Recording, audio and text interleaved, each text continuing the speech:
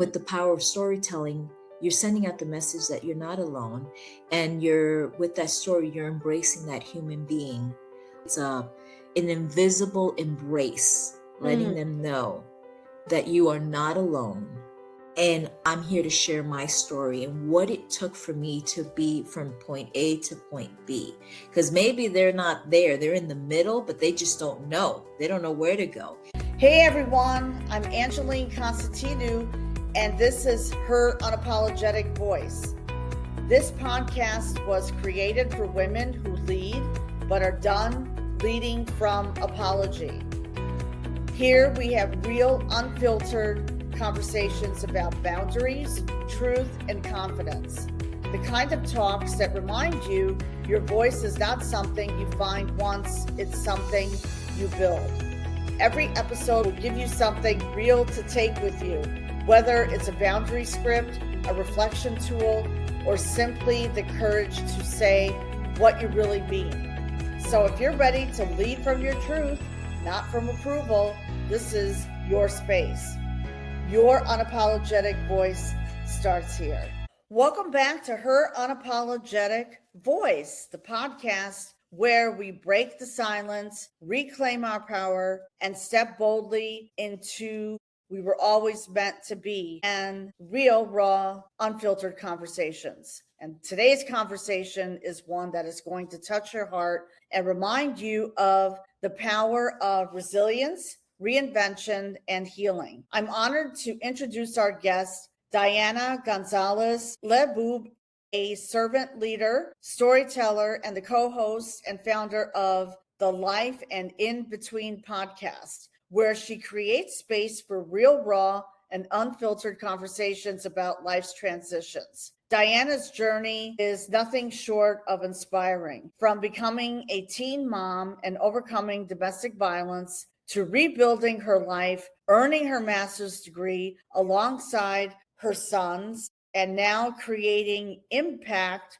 through her work, she is the embodiment of transformation. She is also the founder of A Healing Brush, where she uses art as a powerful tool for emotional healing for children in foster care, individuals with autism, and the elderly. Her story is a reminder that no matter where you start, your past does not define your future. Diana, welcome to Her Unapologetic Voice podcast. It's so great to have you here. Thank you so much for having me here. It is such a truly honor. And I'll be honest, when you were reading that intro, it brought me back to that time and place. And it just reminded me that so many things are so possible to do too. And so thank you. Thank you for actually talking about a very important topic that many men and women are going through. Exactly. Especially in today's world. You know, I just feel like in today's world, there are a lot more women talking about their stories, but a lot of them feel stuck. They still feel stuck. And I was reading a post today, not a post, but like there was a lady, a young girl commenting, I'll always be stuck. But those are lies that we are telling ourselves. That's a lie that we are telling ourselves, and we're not conscious of it. So please take us back. What was life like for you during your early years as a teen mom? I will go a little bit further back of when I found my first love. He was my first love and everything. I was only 15 years old when I met this man, a boy at the time. It was that first puppy love, that first experience. That was the excitement and everything. With being young also comes with, you don't have the wisdom. Like I wish I had the wisdom that I have today back then, because this was a man that was very troubled, came from a lot of trauma, had a lot of experience, past traumas. And I had the thought in my mind that I can fix him. Because of love, he will change. That's okay. He's, everything. We're going to make the perfect little family. And so while dating him, and as mentioning, he was my first love and my first experience, I wind up getting pregnant. And I actually really, truly believed at that time that we were going to make it work. But unfortunately, his he had a lot of demons, a lot of issues, emotional things that he had to deal with. And so he was going in and out of jail. He was consistently unstable. And I was always finding excuses. He's going to get better. He'll be fine. Because you see the beautiful side of this man. I saw the beautiful side, the good qualities. And for some reason, you just kind of highlight those beautiful qualities and you dismiss all the ugly ones, like all the bad ones. Right, right. And so as a result, him using substances like alcohol, that was more his vice. That's what he preferred more, vice and using not so much other drugs, but he did use other drugs, but his main focus was alcohol, and he was an alcoholic. I made every possible excuse, and when we would fight, he got physically abusive, but I always felt that he will get better. I just have to love him. Loving him enough, loving the children is enough. Until one day I tried to we had that relationship. I don't know if you've experienced that, or if our listeners have ever been in that type of relationship where it's we break up, it's over, and then somehow you get back together again, on and off, on and off. And so in one of those things, because I was so deeply in love, and it was just one of those things, and I think I didn't have that maturity level to cope with all those emotions. I didn't know. I was looking at the best interests of my boys, and I said, you know what, I'm going to move to Florida and put distance. That's what I need to do, because it's the only way that I'm going to be able to heal and forget this man. And so I thought that was a solution. Moved to Florida, not knowing anyone down there, just moving down there and relocating everything, brought my boys, and it got lonely. And he was calling. And yeah, you know where this story is going. I know where it's going. You know where it's going. And he comes down to Florida thinking, we're going to make this change. We're going to make it work this time. He promised me. He stopped drinking. He stopped everything. All these promises. When he came down in the beginning, it was like that. He did. He was not drinking alcohol. And I remember it was New Year's Eve. We were celebrating New Year's Eve. It was like the New Year's Eve. And we invited guests to come over, and he started drinking. He said he was going out to buy some stuff, more food, and he shows up with beer and alcohol and everything. And then he starts drinking. I was like, oh no, here we go down this road. And I confronted him. We got into an argument, and that's when he started strangling me. And I was at the point where I basically you could tell I was losing consciousness. But I remember the racing thoughts of that my children are going to become orphans, and he's going to raise them. Who are they going to go with? It was like those last final thoughts. And then suddenly the doorbell rings. It was the first guests that were arriving. And that doorbell ringing kind of like snapped him out of that rage that he was in, and he released me, and he let go of my neck. And when you're in an abusive relationship, you learn to master and mask pain. You learn to mask it, and you like make pretend like nothing's there, everything's fine, and the smile is always there, and you're like, what I did was I got myself together and made pretend like nothing happened, and invited the guests in. Hey, come in. The whole night, everything, he kept drinking, just went through the motions like nothing happened. The very next morning when he woke up, and the thing that was lingering through my head, that was my wake-up call. That was my wake-up call, because why am I going? Because I needed the why. And the why this was the real thing. This needs to end completely, because he is going to kill me, and my children are going to be orphans. And my why was my children. That was my why. There you go. He was with a hangover and everything. And I sat down, and I remember we were sitting in the living room, and I told him, I said, we have two options here. One, I can call the police because I had bruises already on my neck. So it was that was intense. You could see the bruises that were wrapped right around my neck. And so I said, one, I can call the police and have you arrested and put in jail. Two, you can get the fuck out of here and go back to New York City. There you go. And he got out. He left, and that was it. And that was where I loved him, but it was that moment. It's really sad when I look back.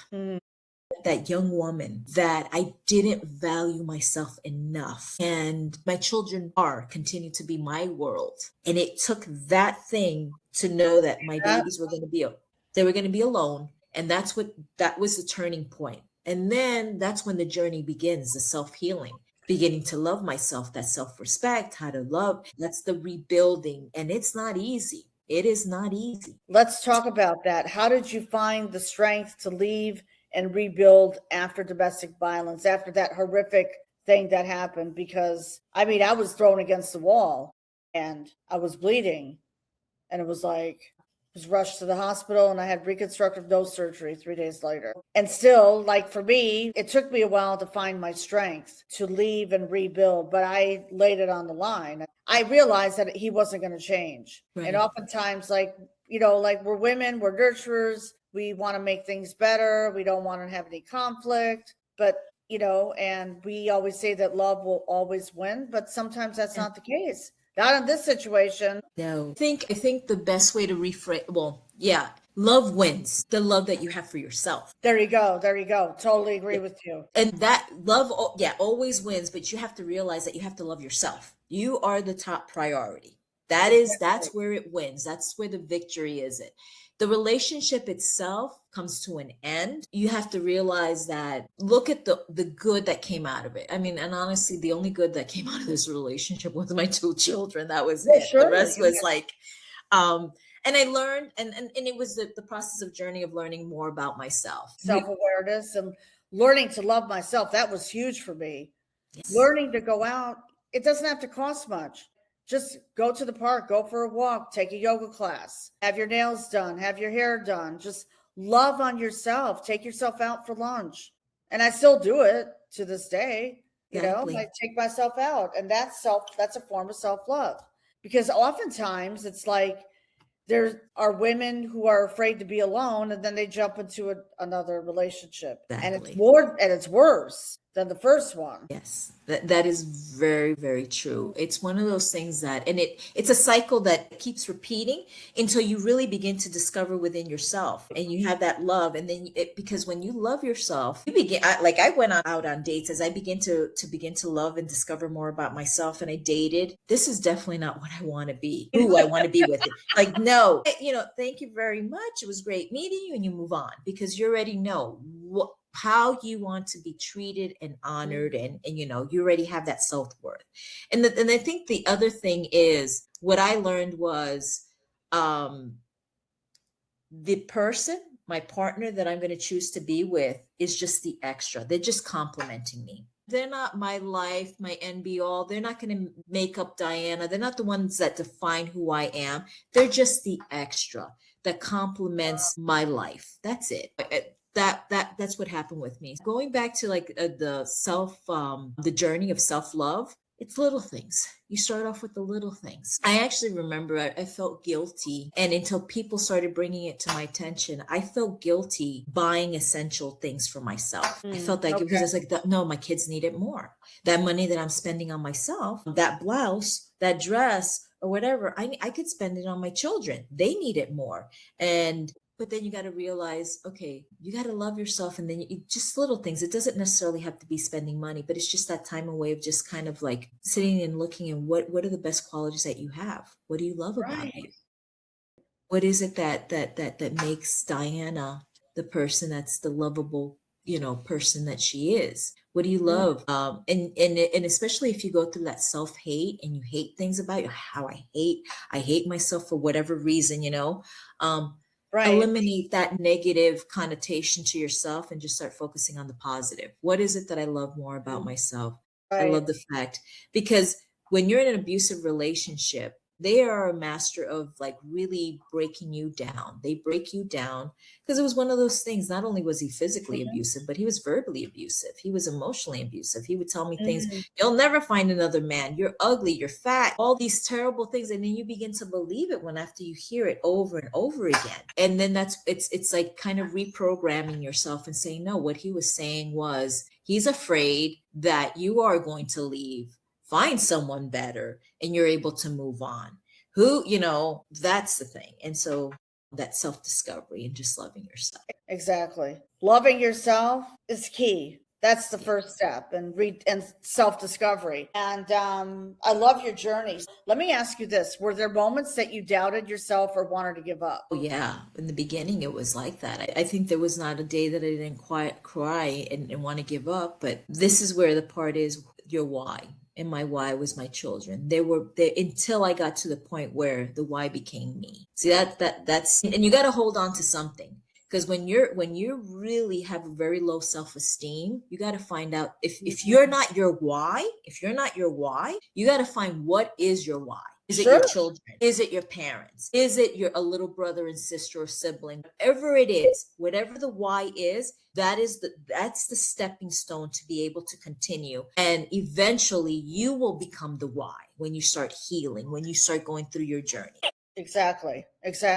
And what helped you rebuild your identity during that season? I think, it was being exposed to more.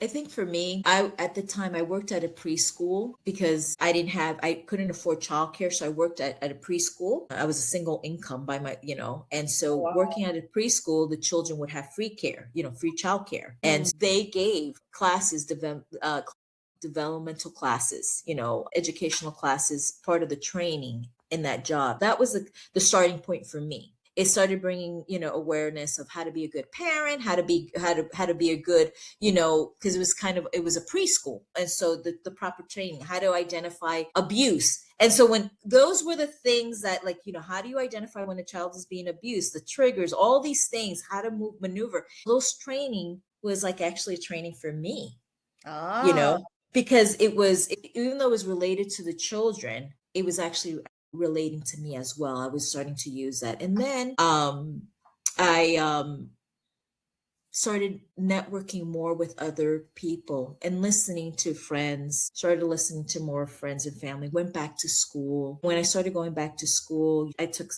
classes. And so when you start opening your world and you're not just isolated with this one individual, your perspective begins to change. So it may not be school. It may be, for some people, church. It may be some other thing, some avenue, something different. But it's being exposed to something that is positive, that's going to help you grow and open your eyes. So in my case, working at the preschool, hearing these classes, going back to school, surrounding myself with positive people that are encouraging, that was what was helping me. And then hearing my children, which was the most beautiful aspect, was I was able to go to college and get my degree while my children were attending college. And that was a wonderful journey because we got to experience that together. Even though my educational journey was on a delay, but I try to take out of everything the positive. I was able to walk that journey with them, experience that. So that was wonderful. That's wonderful. What a wonderful story. And you earned your master's degree alongside your sons. What did that moment mean to you? It was beautiful. I felt having that degree. God, this is so silly now. I promised I wasn't going to cry. I think society puts so much value behind an educated person. And I wanted them to feel proud to say, my mom has a master's degree. And it sounds so silly because they didn't care if I had the master's degree or not, because they love mom for mom, Right, exactly. But for me, it was that connection, because society has such a stigma of, especially being a woman of color, especially having been married to a man that was, it's like I felt like I was this stereotypical woman, and I wanted to be, that they would be proud to say, yeah, my mom has an education, that they would never feel put in that situation where they feel embarrassed. And so that for me was like I did it for them. There you go. And for myself, it was kind of like a validation, definitely for myself, but it was a validation that everything that this man said, that I was not going to amount to nothing. And I know it's just a piece of paper, but it was kind of proof to say, hey, look, I did. Look how far I've gotten. And I didn't have you by my side. Everything that you said, you were going to fail. You're not going to be able to survive. You're not going to be able to do anything. You're going to amount to nothing. It was like this piece of paper was the validation saying, I'm sorry, you're wrong, and to make my children proud as well. There you go. And your children are very proud of you.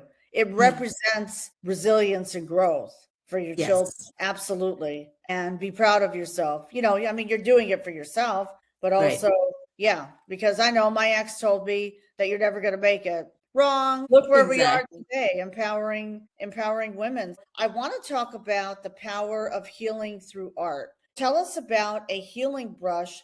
How did that vision come to life? A healing brush. So I went into the corporate sector. I working for corporate America. And one of the things of working in corporate America, even though the money is wonderful, when you work in corporate America, it's great. However, when they restructure or when they do a reorg, what they call, be prepared that you're going to possibly lose your job if you can't find something internally. And at the time I was working for telecom company, big major one, and they reorg, and I was told that my position was no longer available. And for me, I had the problem where I would align myself to my role, and that was my identity. That was my identity. My accomplishments and my successes were through my role, through what I was doing through the company. When I lost this job, I felt like a piece of my identity was ripped. And what I started doing, because I was working with children in foster care, I volunteer for a wonderful, beautiful organization that's nationwide. It's called CASA.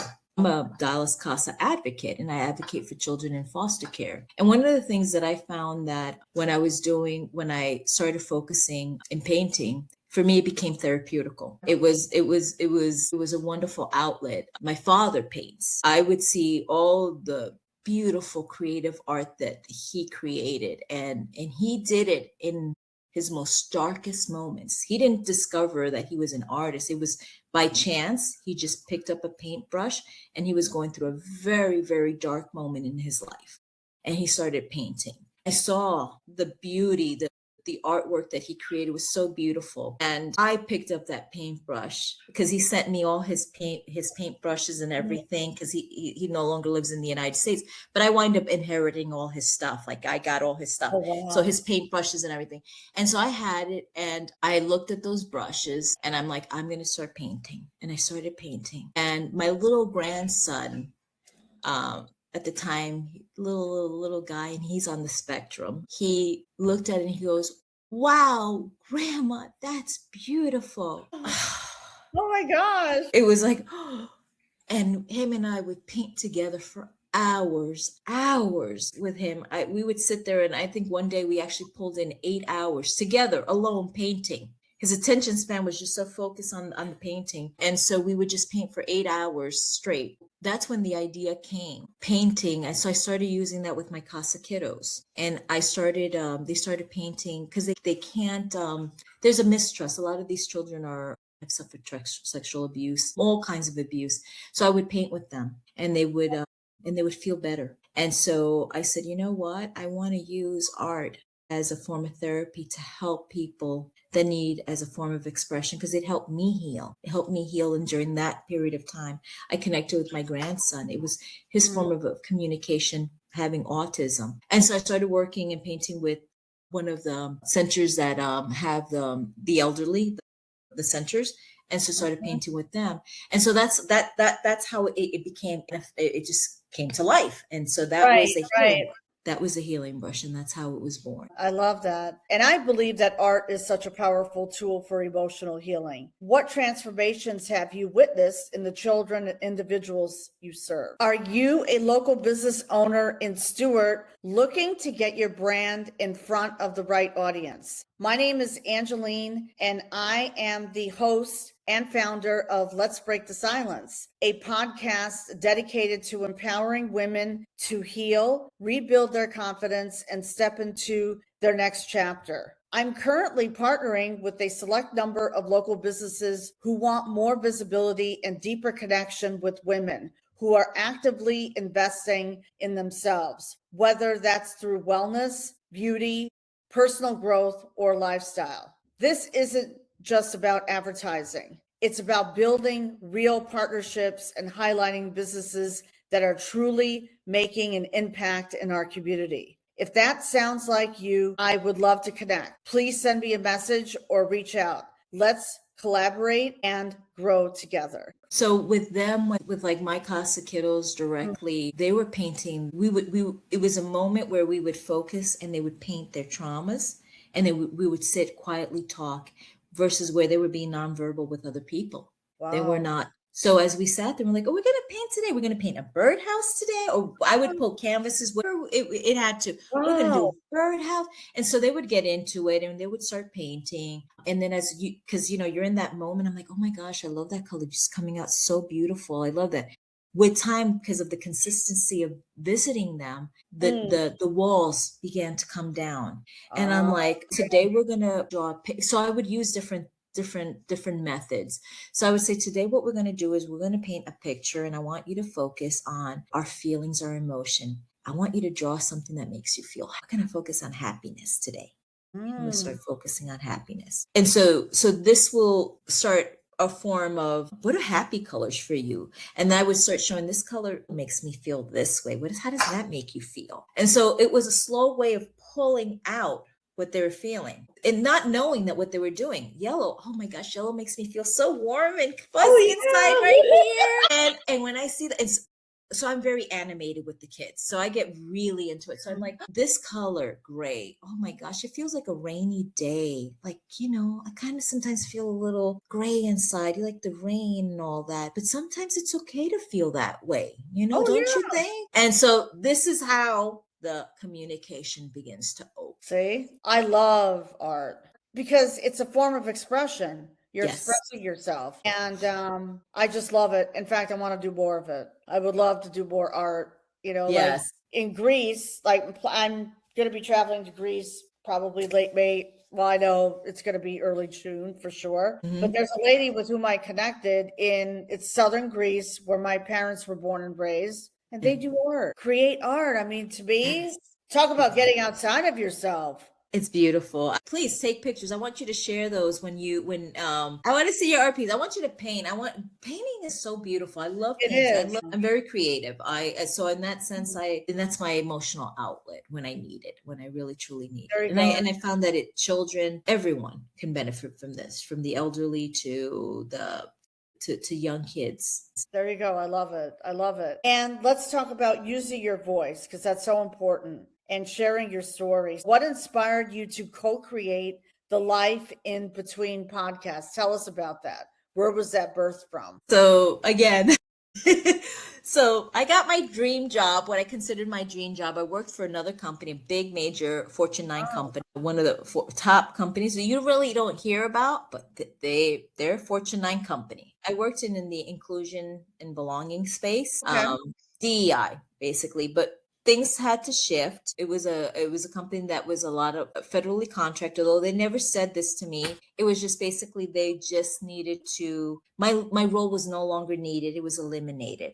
It was no longer needed. And so losing that again, like that identified to that position, because I love helping, because I was working with the employees, the ERGs, what we call the employee resource groups. And for me, it felt, again, I lost another piece of me. I made that mistake again, identifying, attaching myself to a company because I believed in the cause, everything. And I remember a while back, I had a friend by the name of Jason, and I'm so grateful for Jason. And Jason, if you get to hear this, I'm sending you lots of love. Thank you for this. Jason said to me, because he saw all the volunteer work that I did. He a while back, he said, Diana, have you ever thought about starting a podcast and talking about all the volunteer stuff that you do? Because you really do great stuff. And at the time, because I was busy working, doing my volunteerism, I didn't have time for a podcast. And I was like, nah. I hear you. I was like, I'm too busy. I don't have time for a podcast. Now I had time. There you go. Time, and because I didn't know what was my next thing. I said, I don't know what to do, but I can't stay still. I'm a person that I can't stay still. My mind has to keep active. I have to be. I cannot exist in being still. That's not in my realm,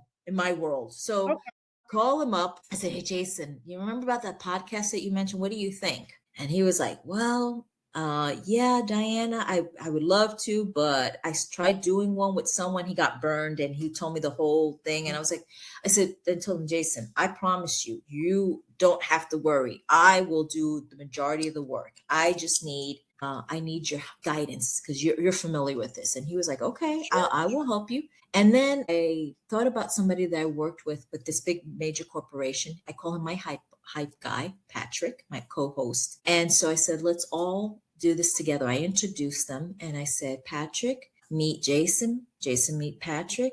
I Yep. think all three of us will make a great blend because I need to heal and I need community. And can you There you guys be my go. community? And they both said yes. And so we went on a journey, the three of us. Jason is such a talented musician. He creates such amazing music. It's beautiful. This guy's so talented. That's his side thing, where his passion is, but he does, also in the corporate world, he works in the corporate world, but his side thing is music. Okay.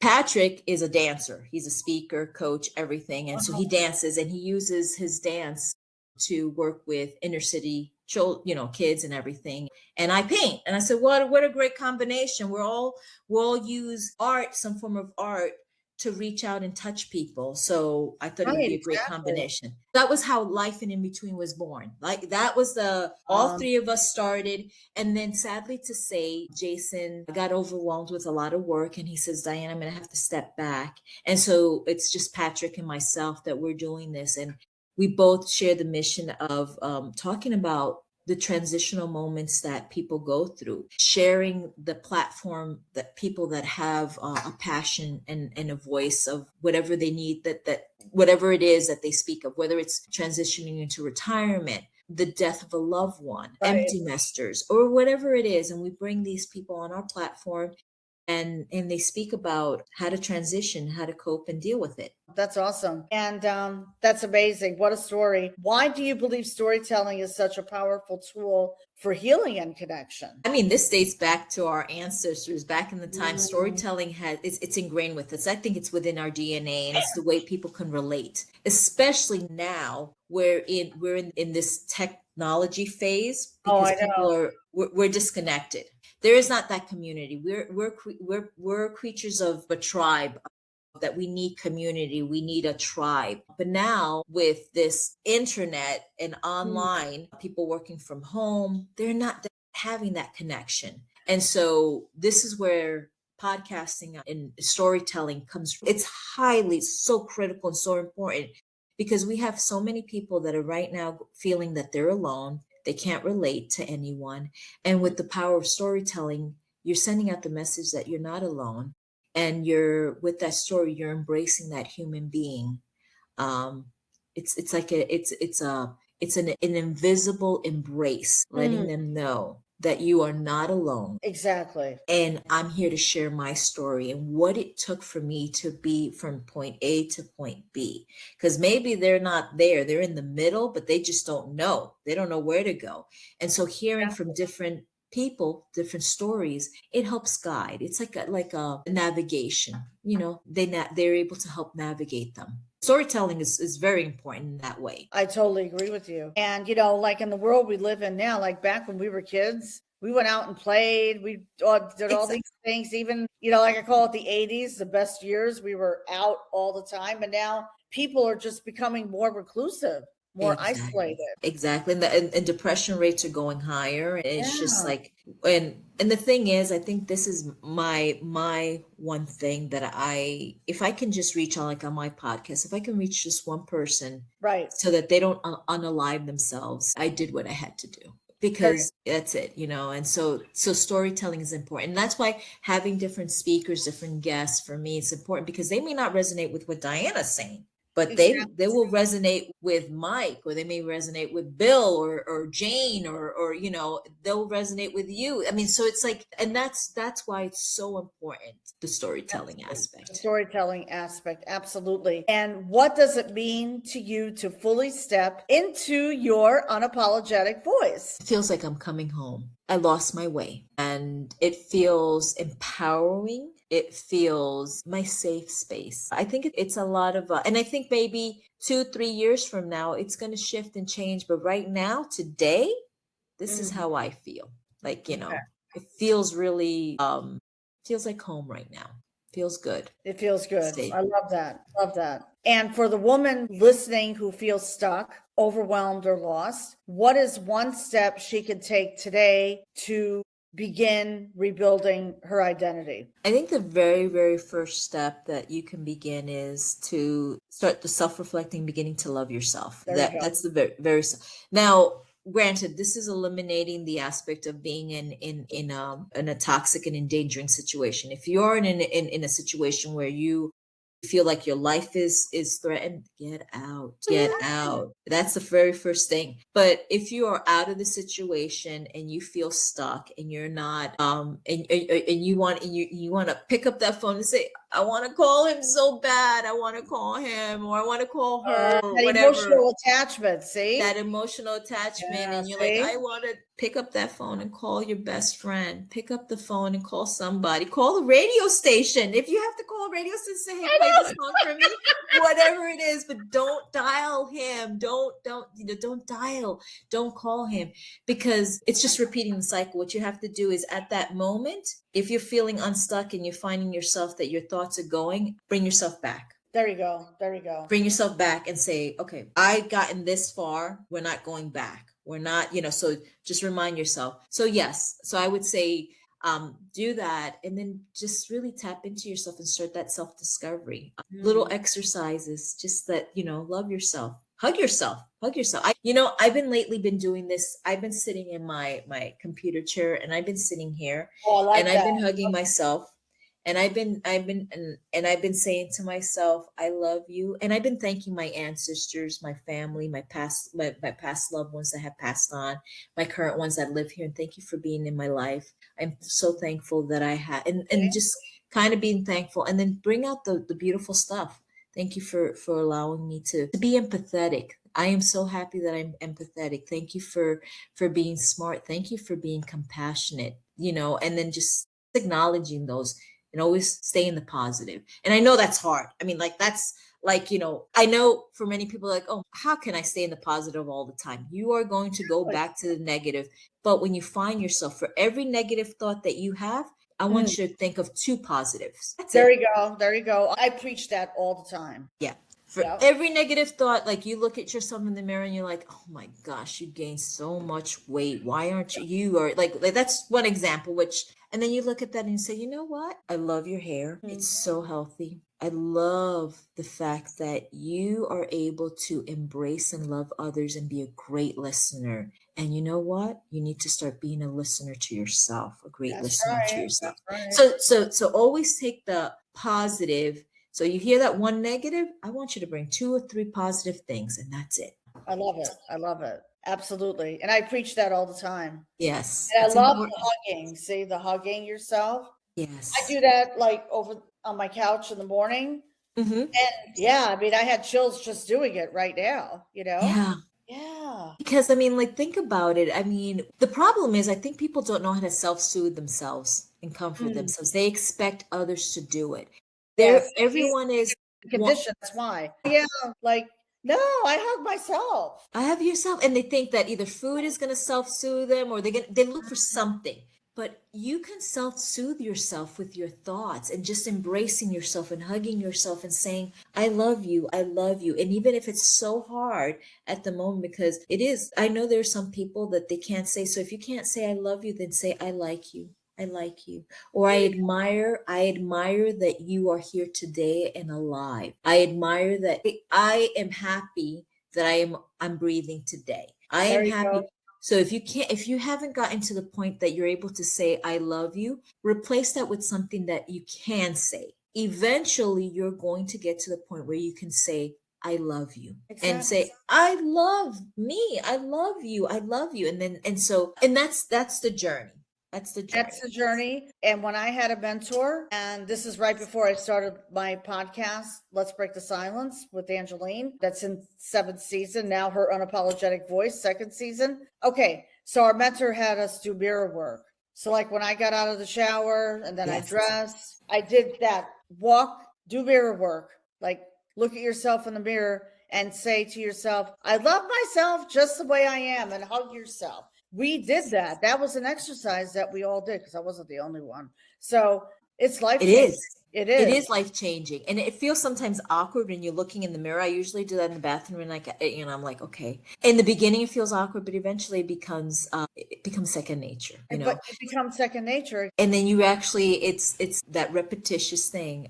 I also like to do this, and this is going to sound a little corny. I know. Okay, so listeners, you're listening. Don't judge Diana. And consider the possibility. Just consider possibility of doing this. I want you to focus when you wake up, one part of your body. just one part of your little body. So like you could say, let's say we're going to focus on this little pinky. Today's the pinky. Mhm. And I'm going to say, you know what? I love this little pinky because it helps me grab things. I love you because somehow, maybe somewhere some ancestors had a very similar pinky like mine because I got it from somewhere genetically wise. I love this pinky because this pinky is able to give me a full hug. So you're going to start focusing on that one individual part of your body. Then you're going to Right. focus on your index finger. Then you're going to focus on your middle finger. And then you're going to focus on, I'm sorry, this was the ring finger. I meant the index finger here. And then your thumb. Eventually, you're going to go ahead and you're going to have your hand. I love my hand. I love this hand so much because this hand was able to soothe my child when he was crying. Right. I love this hand. And so what you're going to do is you're going to start working all over your body. You're going to begin a cellular change, not only mentally, but your body is going to have a cellular change happening because you're being grateful and you're showing gratitude to your body. Exactly.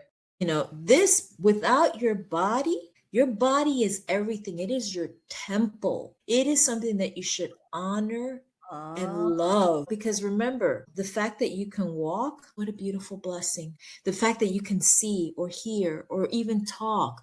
These are things that, or the fact that you can swallow and that you can breathe without the assistance of a device. Whatever it is, you just honor your body and work on little, and I know it sounds kind of like, I don't know, kind of hokey, but it really works because those are just ways of you just focusing on your body and just loving it. And before you know it, you're going to love yourself entirely. Exactly.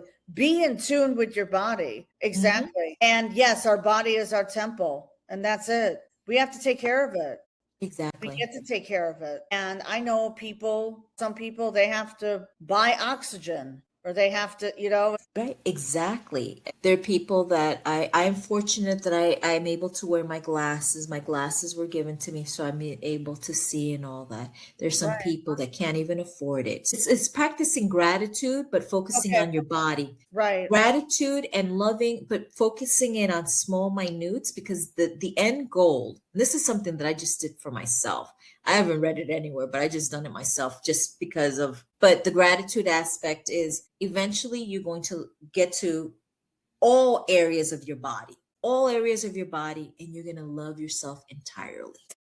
Absolutely. Diana, this has been an amazing, powerful conversation today. And for the listeners who are watching or listening right now and feeling inspired by your story, where can she connect with you and learn more about your work? You can actually find me. I'm all over social media. Like I'm all over social media. You can find ourselves there's my email. So you can find, reach out to Life and In Between podcast at gmail.com.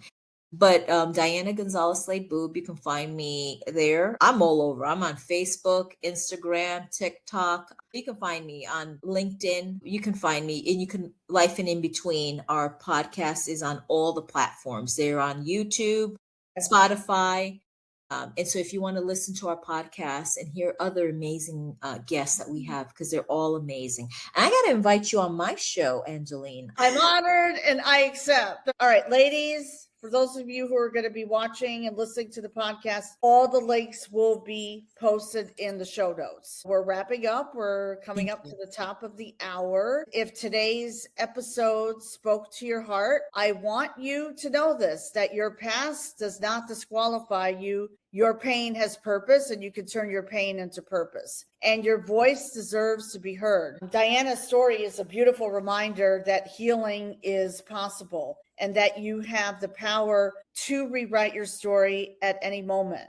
And you have the power to reclaim your identity. If you're a woman who is ready to stop, if you're ready to stop feeling stuck, overwhelmed, and disconnected from who you are, and you're ready to step into confidence and your clarity and your next chapter, I want to personally invite you to take the next step. Please apply for a breakthrough call with me where we'll uncover exactly what's been holding you back and map out your next level. You can find the link in the show notes. And if this episode resonated with you, share it with another woman who needs this message today. Let's continue to break the silence, rewrite our stories together. And I'll see you in the next episode of Her Unapologetic Voice.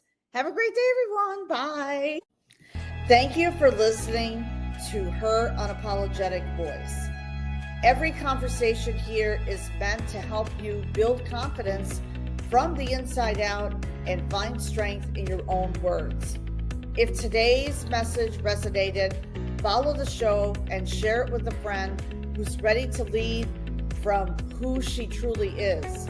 You can also connect with me on social media at Her Unapologetic Voice podcast for updates and behind the scenes insights. Remember, confidence begins when you stop apologizing for your truth and start speaking from it. I'm Angeline Constantinou, and I will see you in the next episode.